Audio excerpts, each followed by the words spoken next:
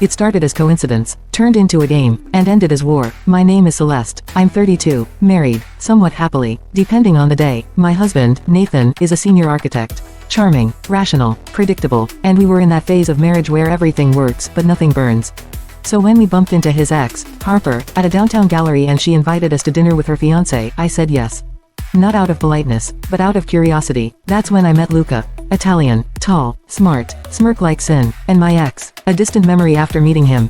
Dinner started simple, but Harper wore her power like perfume. And Nathan, he couldn't stop complimenting her laugh. Meanwhile, Luca barely looked at her, but when he poured wine into my glass, he touched my wrist, deliberately. My skin betrayed me. I smiled back. That night, I couldn't sleep. Neither could Nathan, but for different reasons. 3 days later, Luca messaged me. Just a photo, a book, one I told him I liked. You left this unspoken. I should have ignored it. Instead, I replied, and you're too good at reading silence. It began with poetry, then voice notes, then secrets, until I was checking his messages more than my husband's calls. What I didn't know was, Harper had found Nathan again too. At first I thought it was nothing, but his texts were shorter. His cologne changed, he shaved more often, and one night, while pretending to sleep, I saw him smiling at his phone. We hadn't had sex in 3 weeks, but I was still moaning, just in someone else's inbox. Then came the weekend trip. Harper suggested it. Let's all go wine tasting, catch up, relax, no pressure. 4 people, 1 villa, too many secrets. Luca and I took the upstairs room, Nathan and Harper downstairs. It was supposed to be innocent, but the walls weren't thick enough. And neither were we. It happened on the patio. Luca brought me a glass of white. We were alone. He stood behind me, close, and whispered, "Does he touch you like I imagine?" I turned. Our lips didn't ask for permission. And when we finally pulled away, I didn't apologize. I just whispered, "You shouldn't have started this." He smirked. "You did." Later that night, I found a note slipped under my pillow. From Harper. "We're both playing the same game, but only one of us is doing it for love."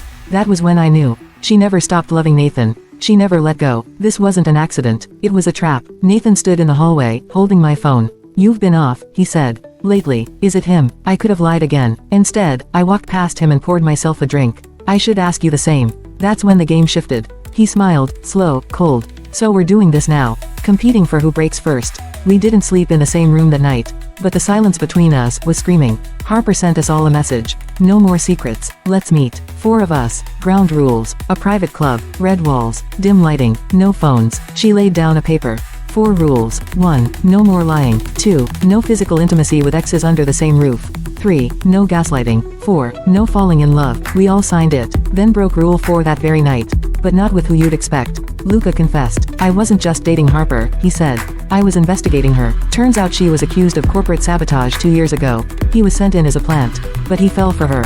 Or he thought he did. And now, he wanted to expose her. And he wanted my help. I confronted Harper. She didn't flinch. I built Nathan. Everything you love about him, I made him. Then she handed me a flash drive. "Play this, then decide who's really the liar." It was a recorded therapy session. Nathan, crying. "Sometimes, I dream of hurting her. The way she broke me." He didn't say her name, but I knew it wasn't Harper. Luca and I went to the old apartment he once shared with Harper. We found letters, dozens of them, to Nathan, from Harper, never sent, each one, more unhinged than the last. And in one of them, she said, "If I can't have him, I'll erase her." Nathan changed. He became paranoid. He put trackers in my car, installed cameras in the kitchen, started calling during meetings, random check-ins, and once, I caught him following me to a bookstore. I asked why. He said, "Because I don't trust Harper." "Are you?" That's when I knew. I didn't fear losing him. I feared what he was becoming. Harper called a press conference. She, accidentally, leaked a story that her ex-husband and current fiancé were having affairs with each other's partners.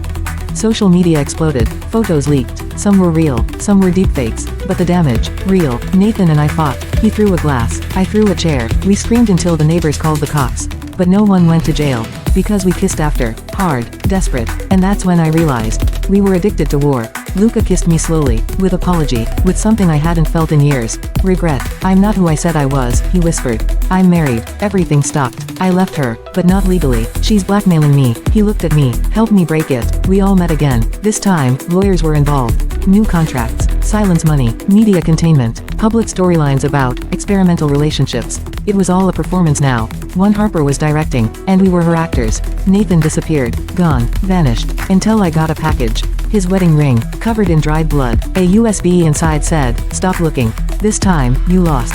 From Harper, I tracked her down. With Luca, we found her in a villa in France. Alone, drinking. She didn't fight us. She just wept. "He was mine first, and you kept taking everything."